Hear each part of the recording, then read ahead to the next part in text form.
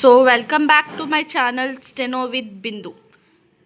Last వీడియోలో prepositions part 1 చూసారు కదా. సో ఈ వీడియోలో ప్రిపోజిషన్స్ పార్ట్ 2 అనమాట. సో ద కండిషన్స్ చూద్దాం. ప్రిపోజిషన్ ఆఫ్ ప్లేస్ ఇన్ ఎప్పుడు వాడతాం? ఫర్ ఎన్క్లోజ్డ్ స్పేస్కి, in square, in circle, in triangle అలా. ఎట్ ఎప్పుడు వాడతాం? కరెక్ట్గా ఫర్ ఎ స్పెసిఫిక్ ప్లేస్కి వాడతాం. ఆన్ అది సర్ఫేస్కి వాడతాం. లైక్ ఇప్పుడు ఇది ఆన్ టేబుల్ అలా. కొన్ని ఎగ్జాంపుల్స్ చూద్దాం. అట్ పర్టికులర్ పాయింట్ అయితే at the corner, at the bus stop, at the door అని మనం అట్ అనే ప్రిపోజిషన్ యూజ్ చేస్తాం. At the top of the page. అదే ఇన్ ఎన్క్లోజ్డ్ స్పేస్ అంటే in the garden, in London, in France, in a box. On surface అంటే on the wall, on the ceiling, on the door, on the cover. ఇది surface మీద.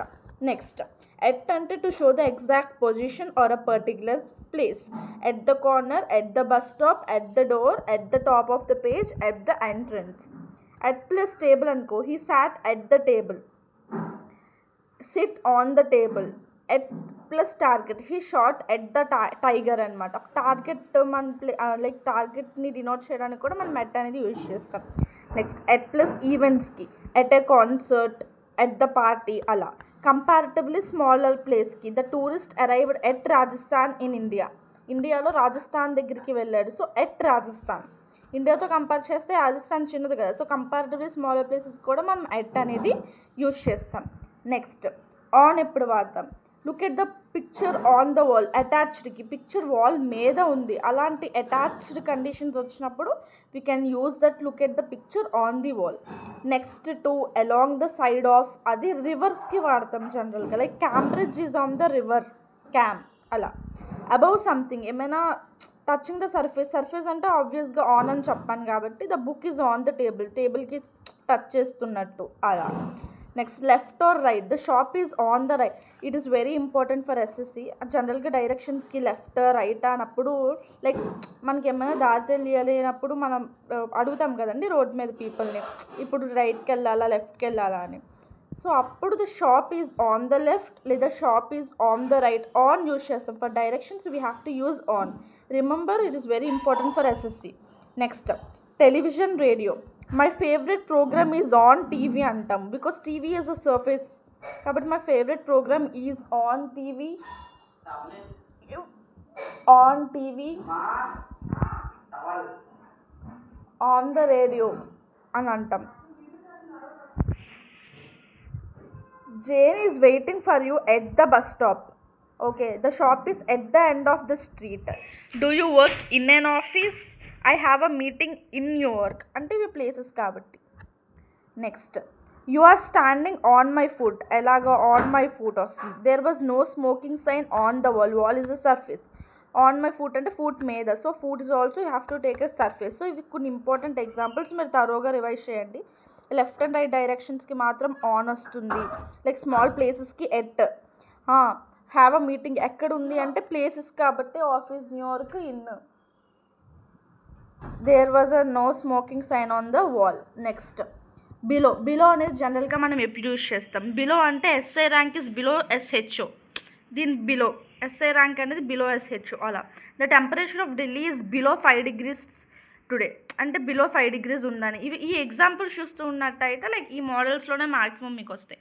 Developing countries economy is below developed countries. Economy అనేది developed కంట్రీస్కి ఎక్కువ ఉంటుంది కదా compare to developing country. Like example India is still forever and ever a developing country.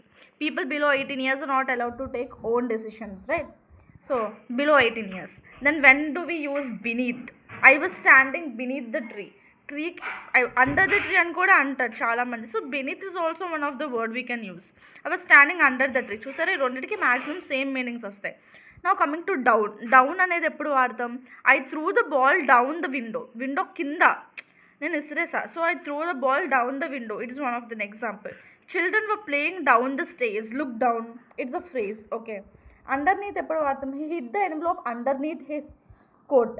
ఇది కూడా important, like just remember. She slipped a note underneath the door అలా. Under, he works under me. వాడు నా కింద పని చేస్తున్నాడు. Then we can say that he works under me. Next there is the cat under the table. Table కింద cat ఉంది, so there was a cat under the table. Tom sat under a tree. We work under the same roof. Tom may be under 30 years. Ala. Okay na. Some of the examples show them. Jyoti is working dash on a farm. In farm ante em cheppanu. And her mother is working dash a bank. Okay. General ga farm ante it was a surface including land or water. So surface annante manaku mind lo strike అవ్వాల్సింది అక్కడ వచ్చే preposition on. So Jyothi is working on a farm అని వస్తుంది. Next and her mother is working dash a bank అంటే bank అనేది ఒక place, ఆవిడ అక్కడ వర్క్ చేస్తుంది. So working in a bank. So the correct answer is on and in.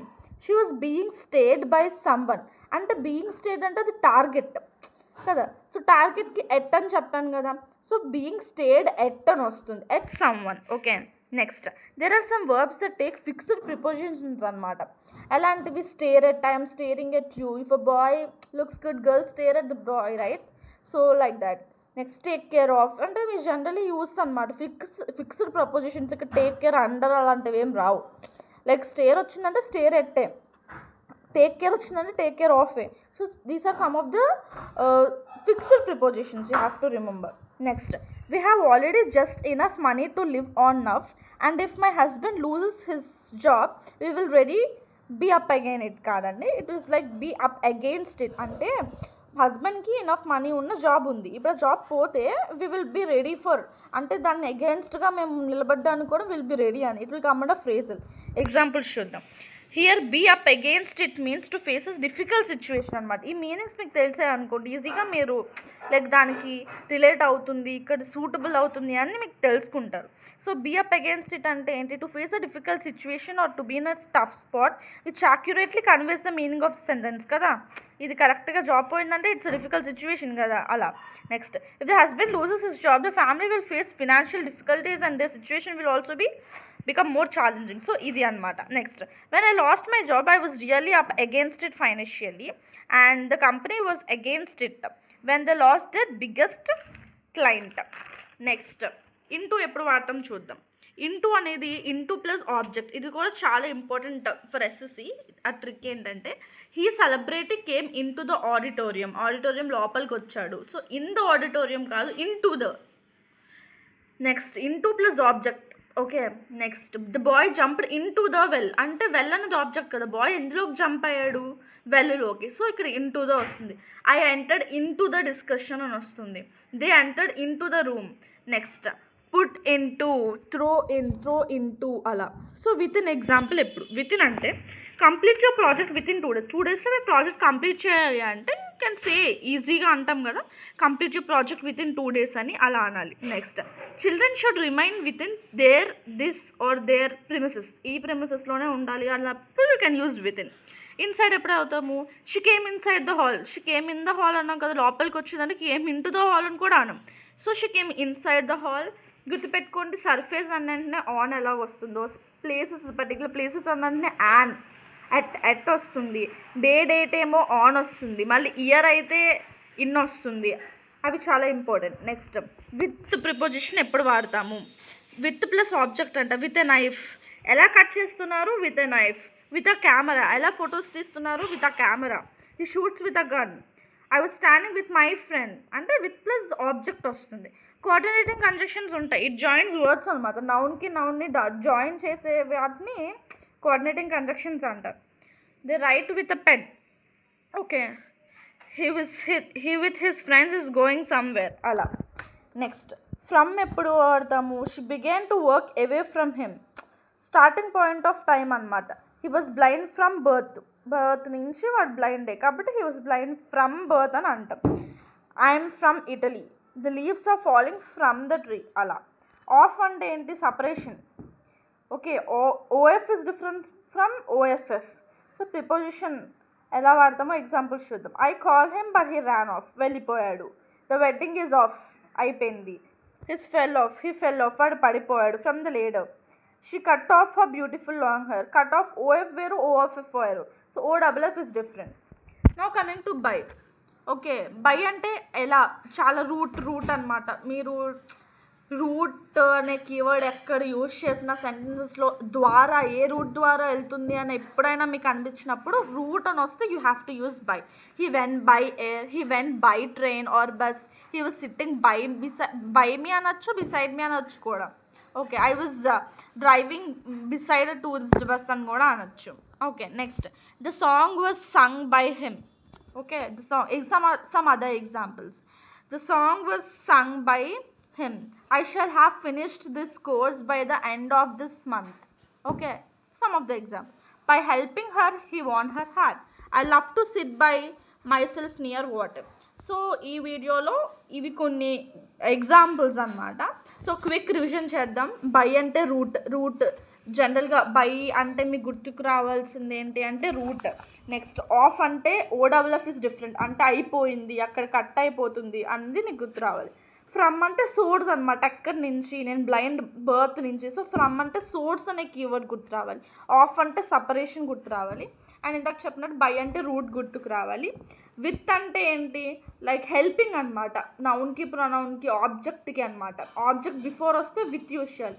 Inside అంటే మీకు కీవర్డ్ తెలుసు, విత్ ఇన్ అంటే మీకు ఆల్రెడీ తెలుసు. ఇంటూ అంటే into plus object, very important for SSC. Okay, అది గుర్తుపెట్టుకుంటారు. నెక్స్ట్ ఏం చెప్పాను, అండర్ తెలుసు కదా, అండర్ నీత్, డౌన్ కూడా, బినీత్ బిలో కూడా చెప్పేశాను. నెక్స్ట్ ఓకే, లెఫ్ట్ రైట్కి మళ్ళీ ఎస్ఎస్సి వెరీ ఇంపార్టెంట్ అన్నా కదా. లెఫ్ట్ అండ్ రైట్ డైరెక్షన్స్కి మనం ఏం యూజ్ చేయాలి, ఏ ప్రిపోజిషన్, ఆన్ వాడాలి, ఇంపార్టెంట్. నెక్స్ట్ అటాచ్డ్, ఏమైనా సర్ఫేస్ మీద అటాచ్ అయి ఉన్న ఆన్, ఇది ఆల్రెడీ చెప్పా. పర్టికులర్ పాయింట్ అయితే ఎట్ వస్తుంది. ఎన్క్లోజ్డ్ స్పేస్, ఫార్మ్ ఎగ్జాంపుల్ ఇందాక చూసాం మనం. ఒక స్పేస్ లోపల అంటే ఇన్ వస్తుంది, ఒక సర్ఫేస్ మీద అంటే ఆన్ వస్తుంది. సో ఈ కీవర్డ్స్ కొంచెం గుర్తుపెట్టుకోండి.